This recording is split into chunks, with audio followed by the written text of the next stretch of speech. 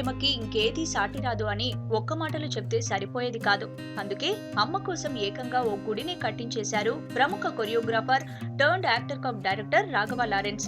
3 ఏళ్లుగా నిర్మాణంలోని అమ్మ గుడిని మే 14 మదర్స్ డే సందర్భంగా ప్రారంభించారు లారెన్స్. లారెన్స్ తన తల్లి కణ్మణితో ఉన్న అనుబంధాన్ని, వ్యక్తిగత విషయాలని పంచుకున్నారు. ఈ ఆలయాన్ని మా అమ్మకే కాకుండా ప్రపంచంలోని అమ్మలందరికీ అంకితం చేస్తున్నానన్నారు. బతికుండగానే తల్లికి గుడి కట్టిన కొడుకుగా లారెన్స్ ది చరిత్రే.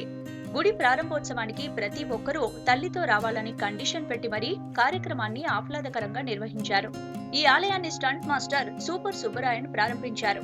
కెరీర్ ప్రారంభంలో కష్టాల్లో ఉన్న లారెన్స్ ని సుబ్బరాయన్ మాస్టర్ ఆదుకున్నారు. ఆ అభిమానంతోనే తన తల్లి గుడిని ఆయనతో ఓపెన్ చేయించి తన కృతజ్ఞతను చాటుకున్నారు. ఆ సందర్భంగా 1000 మంది మాతృమూర్తులకు చీరలు, 6 మహిళా రైతులకు ఆర్థిక సాయం అందజేశారు లారెన్స్.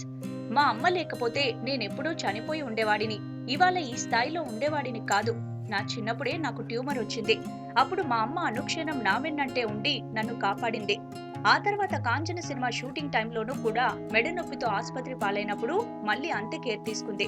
అప్పుడు నా కోసం మా అమ్మ పడిన తపన చూస్తే నా చిన్నప్పుడు నా కోసం ఆమె పడిన ఆవేదన నా కళ్ళ ముందు మెదిలింది.